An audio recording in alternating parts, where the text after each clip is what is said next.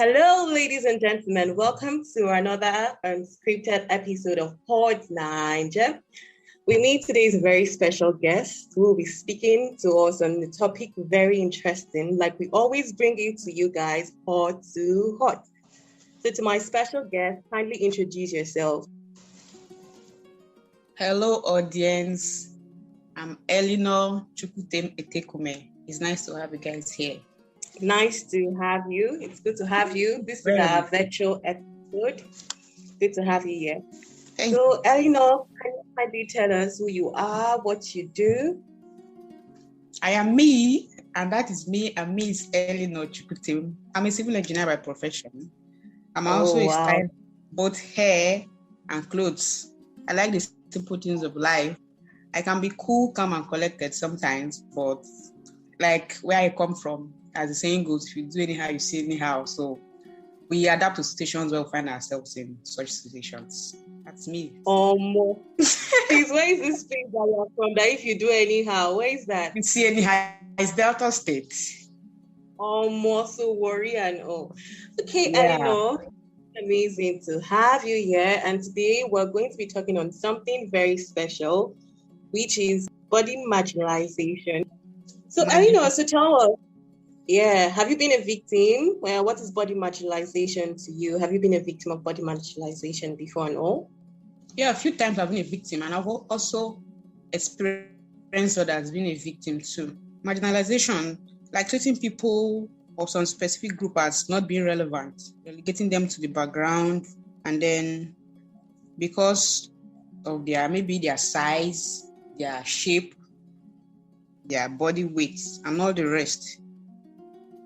So that's marginalization.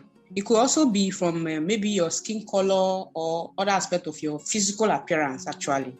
Then the body shaming too is also in the same category. When you try to humiliate somebody because of maybe mocking them, using critical comments on people's body, their size and their shape. You understand how their weight is somehow, how their size is somehow, how they don't fit in some places and all the rest. You make people to have low self-esteem. You understand? And people with a borderline personality disorder, they suffer a lot from this. A lot of people are affected. Some people go as far as trying to work on themselves, changing themselves. That's why you stop doing surgery, because people are laughing at them too much. And all the rest is not nice at all. Interesting. Well, this is actually very true, because I feel to some extent, like you said, people not being comfortable with their skin, or how the society has made them feel one skin color is better than another or something. So now talking about the skin color or something, what do you have to say in respect to that? What do you think generally? What do you think, or what advice do you have to women out there or men that are probably suffering from skin issues and all? Yes. For me, God created each human being the way they are.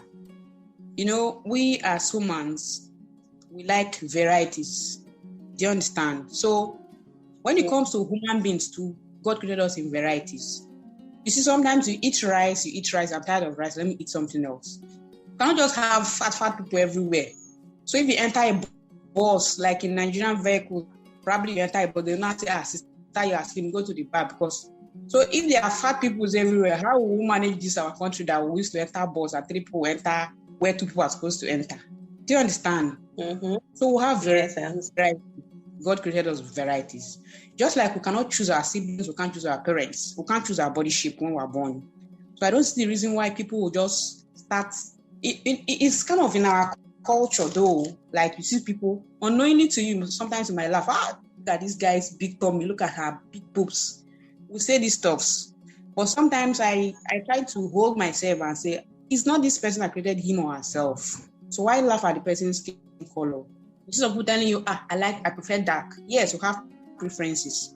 But if you feel like this person is not your preference, keep it to yourself. Don't talk ill outside the person will hear and feel bad about him or herself. Why did you create me like this? We differ, just like everything that God created differs. Everybody has their preference. Some people like fat people, some people like slim people. You understand? But in this part of our world, we feel like, okay, fat people, they have respect. Anywhere you enter, they don't even see, because you are big, they respect you. And then the ones that are small will be like, With a small baby. I go to a lot of places, people say, hello, baby. I'm like, what the hell are you talking about? Do I look like your baby? Oh, hold on, Eleanor. So are you saying you have been a victim of body marginalization or body shaming before? Are you saying something about your own personal experience?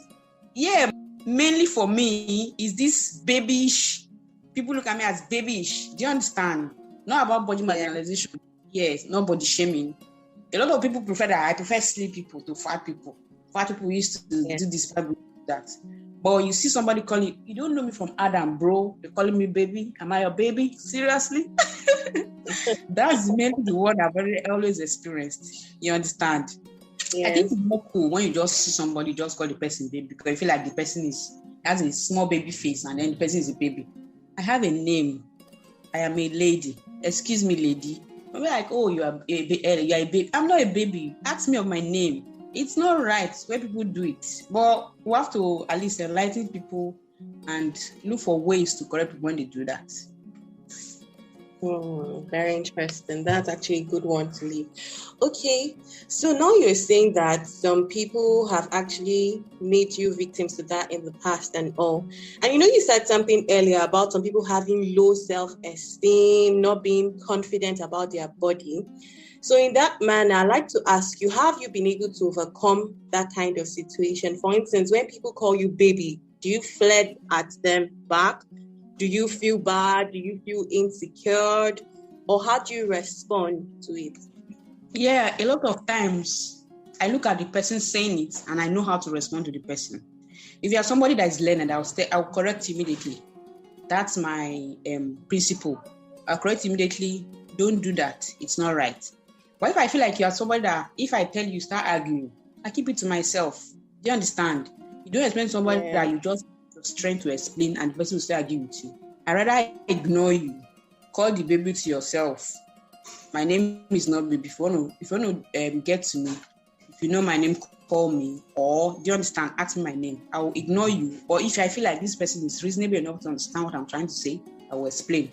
Sometimes I just smile and get over it. I'm like, wow, I don't blame you. It's the baby face of a thing. So it's a privilege, self. I have a baby face and people call me baby. So if you are the type that was going to understand, I will explain. But if you are not, I ignore you and leave. That's how I cope with mine. So in that manner, for instance, I think you have actually been able to overcome the challenges. So what would you say to someone out there that is probably being body shamed due to their body size, their color, or something else? What would your advice be to them? Because people have different ways of responding to people. So people can even get physical and violent. So what would you advise people generally out there facing body shaming or body marginalization? Yeah, some people feel like our boss could solve the problem. You get. So to me, just like I told you, I look at the person before I respond. I will advise each and individual. People that are fat, body shame. I entered the vehicle, the guy was like, no, come to this side. This lady is too fat. I don't want her to press me down.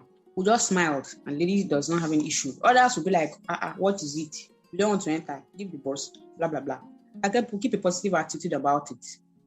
If you feel like the person will understand, appeal to the person's emotion and try to explain.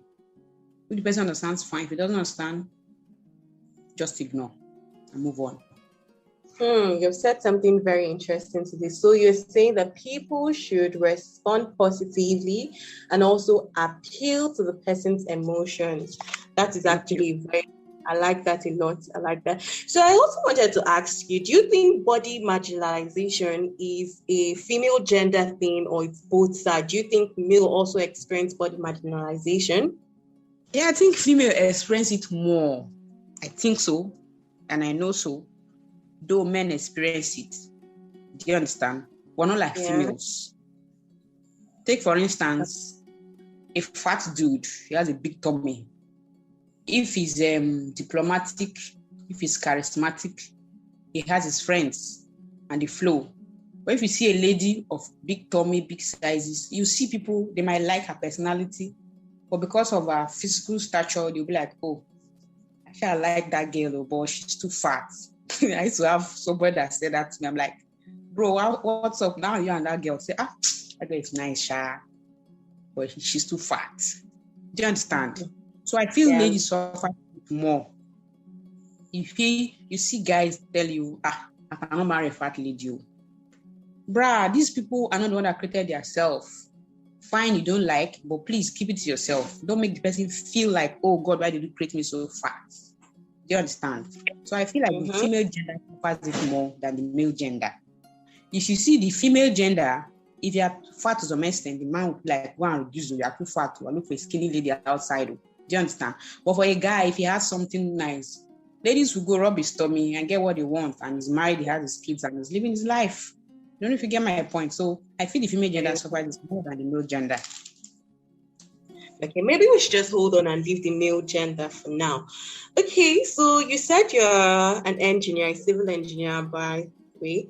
Okay, so in your career and in your field or your industry, do you experience the same issue? Have you been a victim there? In fact, that's the main thing, exactly. A lot. You know, seeing a lady engineer, you understand? Like they introduce that this is an engineer. Somebody will be like, baby, how are you? I'm like, I am your boss. I once worked with one of my boss in one place like this. It's a federal college, you get. He was not always around. I was the engineer on site, and then I managed the project. So a guy came to ask for something, a digger actually, from our site. I saw this dude, I was like, what are you looking for? Can I help you? Bro passed me or went inside. He went to go and meet the workers. I kept quiet. I was doing my own thing. He now came back again. People that went to me now told him that is our Oga. Go and meet her. You know, he came back and was like, hey, I'm very sorry, engineer. I didn't know you are the engineer. I'm like, no, it's not your fault. It's no problem. It's part of it. I just smiled at it and I left. Today, me and that guy were very close friends. And we're very good friends now. He's an engineer in another site too. Do you understand? But he just came there to ask for something. That one passed. The ladies in the school, the painter were employed for that project. You know, when you are finished painting, because it's a school environment, the ladies needed some buckets to use. So I came to site. I was like, she just crossed me. I'm like, hello, can I help you? What are you looking for? She just looked me like this. I'm like, she went inside. She went to go and look for that painter. The man she met directed her back to me. Do you understand? So she was like, madam, I'm very sorry. I said, no, it's not your problem. It's my own. It's not your fault. At least I look like one of your students, Abby. He said, no, she's not like that. I said, you don't need to explain. I was calling you gently. Talk to me. It felt like, maybe he's one of our students. What is she doing here? Maybe she came to visit the workers. So a lot of times, recently I was in a site. The guys, they told them that this is your new guy and blah, blah, blah. The guy was looking at me. I'm like, in his mind, like, this one, my guy. The next day, he just saw me and said, hello, baby. I'm like, what is wrong with this person actually? I just looked, I didn't answer him. Because the day before, I was introduced to them like this person that you're going to be working with. Give her the maximum respect. In fact, at the construction industry, it's more than every time. Sometimes if I feel like explaining to you, you don't want to listen, I ignore you. I want you to come back to your senses and know that what you're doing is not right. But if I feel like you can understand, I will speak to you to appeal to your emotions and know that you're supposed to correct what you did. So, in fact, in the construction industry, ladies too, when it comes to construction, people don't really look at them as, okay, they say, a woman, they did us, that kind of stuff. But we survive, we're hard, we're strong, we'll meet up the task. Oh, wow. That's interesting. That's very amazing. This has actually been lovely. I like the fact, and I like your response to these people. Sometimes you just ignore them. Sometimes you appeal to emotions. Sometimes you try to make them understand. And those that are not even willing to listen, you just, okay, they'll come back and realize their senses. Okay, that has actually been a very, very good one. I really appreciate that. So let's leave our topic aside. Let's just have a little fun. So I like to ask, what is the craziest thing so far that you have done in life? Tell me something crazy you've done so far, just to our audience out there. One thing about me I should let you know is I like traveling a lot. Like I like seeing places, meeting people, how to do their stuffs. You know, they say traveling is part of education, and I believe that. So this particular day it was really crazy because I never budgeted that kind of stuff that happened. I was traveling from Benin to Lagos. I calculated the time I'm going to spend. I left Benin 2 o'clock with the mind that probably 6, if the vehicle is fast, we'll arrive Lagos at 6. By 7, I should be at home. We left Benin, we got to this, where they have this Ignatius University. We saw some traffic on the road. I feel like it's just something very light that will live there. Along the way, our tire got some issues and we had to fix it. We demand that probably before they finish fixing it, we'll be cleared. We're done with that. We enter the vehicle, say moving, crawling like snail gradually. We're gisting everybody in the vehicle, we're gisting. We came out, like the whole up was much. We came out, we started trekking. My dear, we trekked 1 hour. The vehicle has not met us. We have to come back again. Yeah. For another 1 hour. Yes, we came back again. You know when I arrived Lagos, I left 2 from Benin. I arrived Lagos 4 a.m. in the morning. There was something that happened at Ore. Probably there was an accident between a truck and something like that. So the road was blocked. My sister was calling, "Where are you?" I never budgeted that kind of. When you're receiving call as if you have committed an offense for traveling, and then it's not your fault, you can't help it. Nobody planned for it, nobody bought anything. Everybody was stranded. If you see somebody that'll give you water, you'll be happy. You will not say, "No, I will not drink," because you don't know when you're going to arrive where you're going to. So we got to close to Lagos around 2 a.m. We had to just patch because some of these Fulanis that Abokis that sell mishai and shawarma along the road. That's how we saw water, they will bought water. My dear, me that I like traveling. From that day onwards, I swore that I will never pass. I will never leave. I'm going to in the afternoon again. I got to the house. I got to Lagos 4 a.m. Before I got to the house around 6. We got to Beggar. We had to stop there. Everybody, just hold your bag very well. Now they might just pull your bag and run away. Hold your bag very well. I was just looking. I'm like, who sent me a message? I would have stayed and left the next morning, but I said, like, I'm going to make it. It was very crazy, but I cannot forget that day. Wow. Okay, this is really, really amazing. And I'm sure our audience out there have actually learned something from your crazy experience. Well, it was really an interesting one. I could imagine, like, even thinking about insecurities and all and everything. But yeah, I hope you actually find your passion back for traveling. So in that manner, I'd like to thank you for being on our episode today once more, Engineer Elinor Etekume Chiputem. It was really amazing to have you. And finally, before we end, to our audience, this is once more Pods Ninja, our unscripted virtual episode. If you're interested in having a session or meet with us, you can follow us on Instagram at Pods Ninja. You can also check out our website at Pods Ninja or any of our social media handle. It was good to have you guys here. Thank you for listening.